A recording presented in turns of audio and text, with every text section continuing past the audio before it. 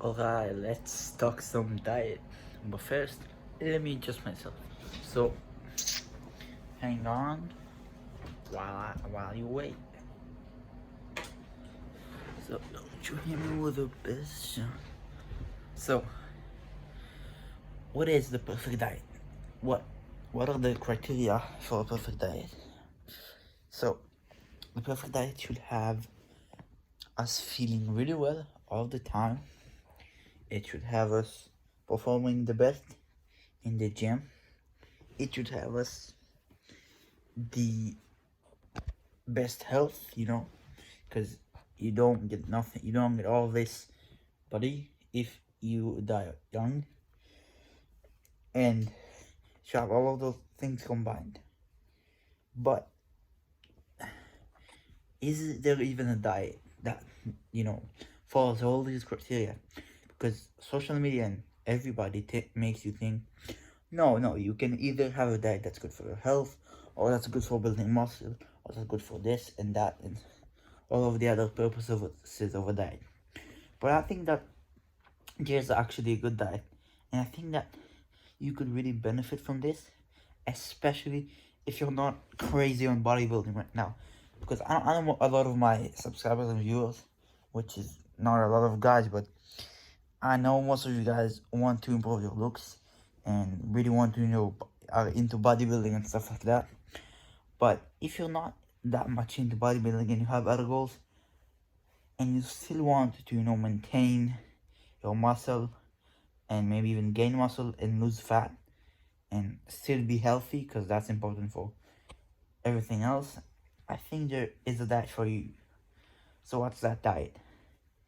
So it is low carbs, high fats, and very high protein. That's the macros, because you probably want to talk macros first. And let's first adjust the bodybuilding criteria. So the best diet for bodybuilding is not what I listed. You should have, that split of mostly carbs, moderate amount of protein, and a little bit of fat. But that's not the best for health. And you can still make gains with that. And maybe you'll even make better gains.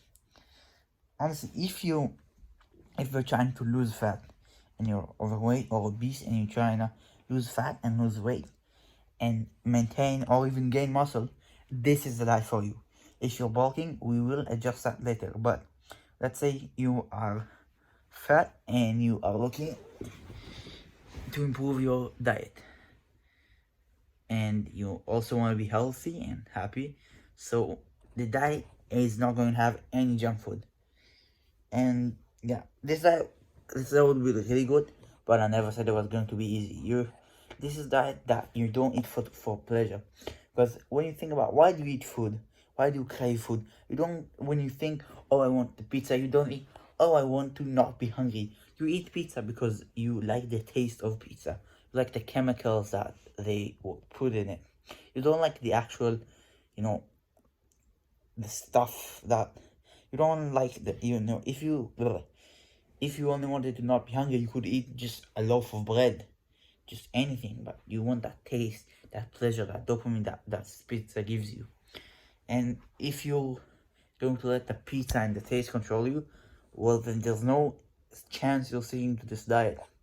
And honestly, if you go and try this diet right away, there's still no chance that this diet is going to work for you. Which is why what you actually need to do is you need to start slow, okay? You need to start removing the junk food.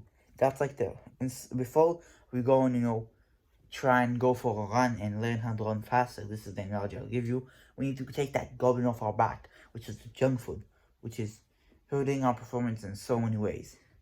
So yeah, stop with the junk food. So start slowly and progress over time. Let's say every day you try to eat a little bit less junk food, just a little bit, that much. And when you've eliminated junk food, let's talk about what foods to actually eat. So we're going to do a modified version of keto.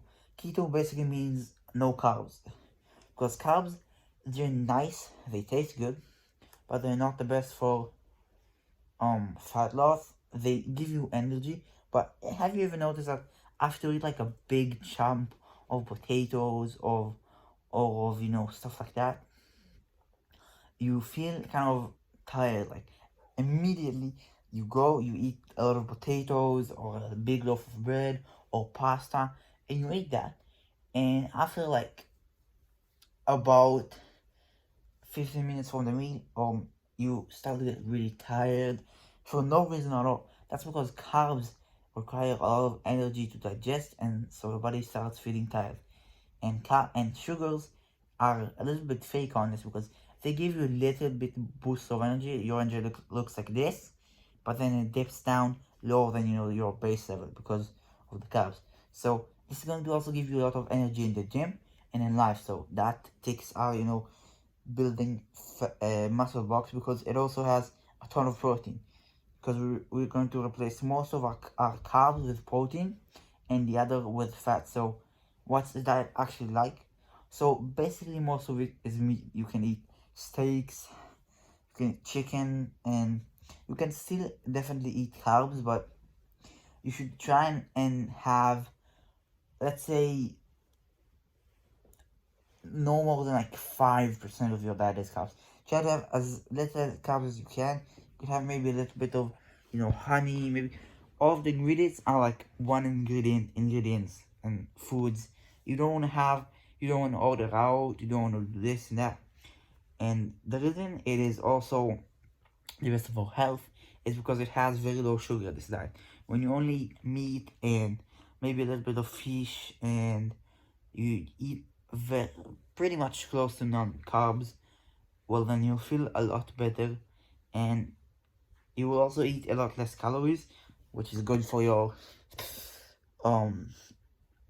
it's good for basically your fat loss. And again, you'll have the fats, which are good for hormones, and again, you get the best of both worlds. That's just the best diet. And I remember I used to think, wait, but I'm bulking, I can't do this diet. And every single diet video that told me eat clean, I would not listen to it. I would say, no, it's only the macros. Fuck about the macros. You don't even track your food, so shut the fuck up and listen to me.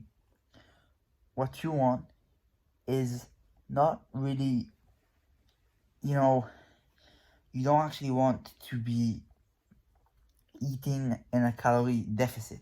If you want to gain muscle, you want to eat in a calorie surplus. For the chubby guys, they want to lose fat. You see fat.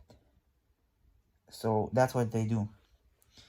But for us, the skinny guys who want to gain muscle, we would like to eat more. So how can we gain those calories? Because if you know anything about macros and you're kind of a nerd, then you know that protein doesn't have a lot of calories. And most of our calories come from carbs. So how do we actually get those calories? And the answer is so fucking simple. I can't believe I never thought about it. It's oils. So olive oil is, by the way, the only oil you should use. Either that or butter. Oh, I'm allergic to butter though, so I use olive oil, and it's basically everything I can, because olive oil, yes, it has, honestly, in my opinion, it's a better taste, but the extra virgin 100% olive oil is so good for everything. If you want to see more about it, there's this guy, this really nerdy guy. You can search like Brian Johnson olive oil. It's like BRYANGOHNSON. Just search that guy up. He's not sponsoring me. I have 0 subscribers basically. And why the fuck would he sponsor me? But he has this video, like a really in-depth video about olive oils. But basically, olive oil is a ton of calories. 100 milligrams or milliliter is 800 calories. So one scoop of that a day will do everything you need for bulking.